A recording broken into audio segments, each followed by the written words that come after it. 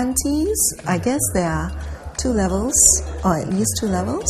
One is the auntie, which is the heartland, homemakers that I guess we are more familiar with. But the other kind of auntie that are being used is sort of an address to show respect, to say that you are, older than I am. Respectful or otherwise, not all women are comfortable with being called auntie. Despite the important position they hold at home, aunties have not been able to distance themselves from the negative stereotypes they are associated with. We asked women how they would feel about being labelled as an auntie. Offended. Why? What is it about being called an auntie that you don't like? I think it's so-called a social stigma that, auntie are portrayed as people who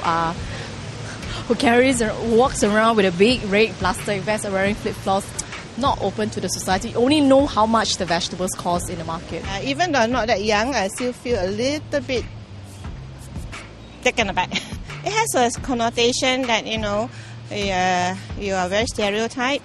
Although we may not be that young, it's for us to say, but not for somebody to tell me so. Professor Chua Beng Huat from the Department of Sociology at NUS sheds light on this uncomfortable feeling that some women may have.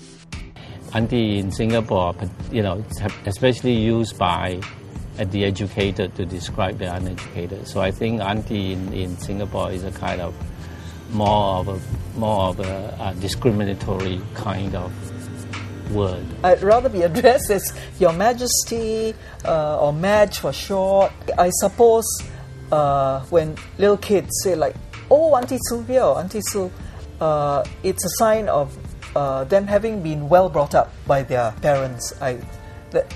That's a-okay.